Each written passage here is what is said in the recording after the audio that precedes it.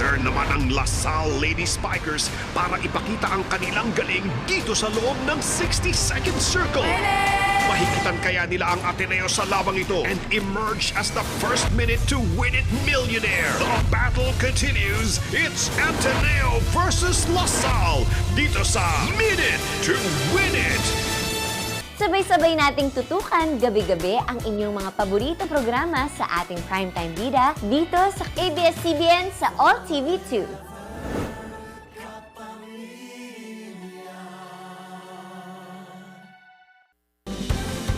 Pag nandito ako sa school, parang kinakalimutan ko na yung mga problema. Pagbutihin niya ang pag-aaral niya, patupad niya yung pangarap niya. Walang makakabawi sa kaalaman ko. Kayawanan ko po yan na akin lang.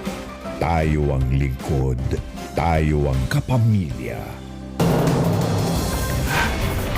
Sa ulo ng mga nagbabagang balita, exclusive, 5 taong gulang na bata, pinugbog, sinaksak at nilaslas ang leeg.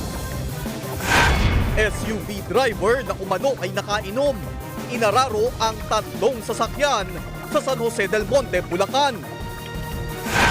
Dating supervisor ng isang gasolinahan sa Maynila, kalaboso matapos umanong mangdispalko ng pera ng kumpanya.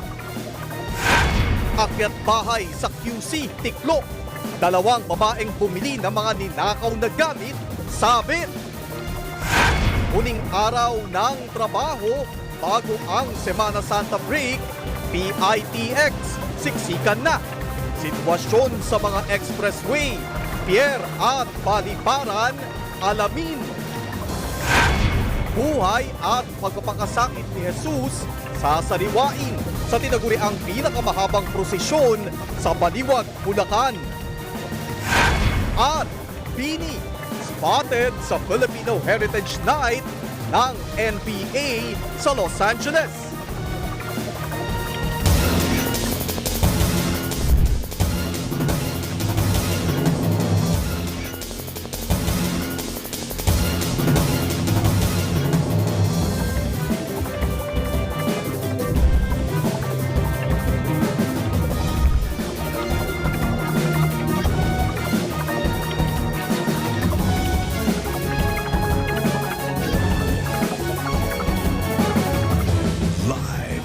Sa ABS-CBN News Center, Manila, ito ang TV Patrol!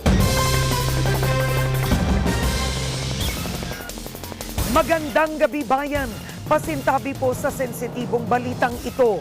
Kritikal ngayon ang kondisyon ng isang 5 taong gulang na batang lalaki matapos itong bugbugin, laslasin ang leeg at saksakin ng hindi pa nakikilalang suspect sa Navotas City. Hustisya ang panawagan ngayon ng ama ng biktima. Exclusive nagpapatrol, Daryl Sarmiento.